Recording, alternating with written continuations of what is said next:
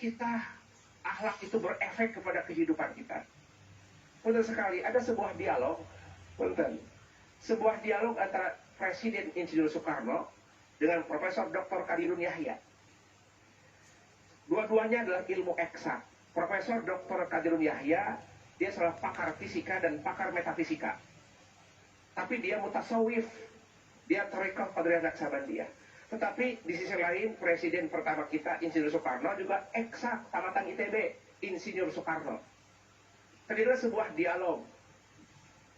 Dialog itu menyatakan begini, wahai profesor, jabatan mana yang paling tinggi di dunia dan akhirat? Jenderalkah, presidenkah, atau surgakah? Kemudian dia jawab, Pak Presiden, jabatan tertinggi adalah surga.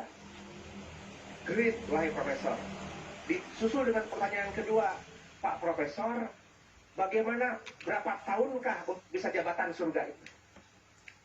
Kalau jadi jenderal, berpuluh-puluh tahun, sekolah SD, SMP, SMA, pangkat tamtama, letnan jenderal, kemudian jenderal, itu puluhan tahun mendapat posisi itu.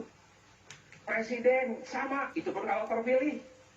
Presiden, kalau surga, dijawab oleh profesor, juga surga pun lama untuk bisa mendapatkan pangkat surga. Itu pun barangkali, kata profesor. Disusul oleh Presiden Soekarno, jadi lama ya mendapatkan jabatan surga. Surga itu ada pada rumahmu. Siapa dia? Orang tuamu. Mari kita pertanyaan ketiga. Tapi wahai profesor, sewaktu saya sekolah di ITB Bandung, saya menemukan para ustadz, para kiai, tausiah dan ceramah, saya menangkap satu hadis.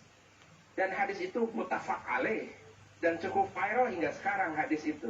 Dalam hadis itu dikisahkan ada seorang PSK, wanita tunasusila dari Bani Israel. Kalau wanita tunasusila itu adalah maksimal maksiatnya. Kemudian ketika dia di suatu kehidupan, di suatu momen, lihat anjing kehausan. Cerita ini sudah viral, sudah cukup terkenal dan disampaikan sejak berkali-kali oleh para ustadz dan para kiai. Sampai saking kehausannya itu anjing, lidahnya terjulur ke pasir. Muncullah di hati si PSK tadi iba melihat suasana anjing. Akhirnya dia minta, kasihan itu anjing. Akhirnya si gadis tadi berjuang mencari air buat kasih minum anjing yang kehausan. Kemudian ketika ngambil air, dikasih ke anjing sampai lepas dahaga. Anjing pergi. Si gadis tadi, si PS tadi melanjutkan aktivitasnya, baru 10 langkah jatuh dan meninggal. Dikisahkan itu gadis sudah masuk surga. Profesor Insinyur Soekarno tanya kepada profesor, Pak Profesor, kok mudah banget ini gadis masuk surga? Nggak lama tuh. Kok tadi lama sekali ke surga? Ini kenapa? Si gadis kok bisa langsung ke surga? Cepat nih profesor. Saya kira pertanyaan ini bisa mewakili anak-anak milenial. Mau tahu jawaban profesor dengan Pak Soekarno? Akhirnya Pak Soekarno dia tidak langsung jawab. Izin Pak Soekarno, bolehkah saya minta kertas? Siap. Kertas dan pulpen. Kebetulan Pak Soekarno adalah orang eksak. Dr. Kadiriyah juga orang eksak. Coba ditulis 1 tambah 1, 2. 2 kali 2, 4. Betul Profesor. 4 kali 4, 16. Betul Profesor. 4 kali tak terhingga. Tak terhingga. Sekarang pertanyaannya, dosa kali tak terhingga. Tak terhingga. Great Profesor, kata Pak Soekarno. Maksudnya lanjutkan wahai Profesor. Si gadis PSK tadi, dia mengkalikan amalannya kepada yang maha tak terhingga.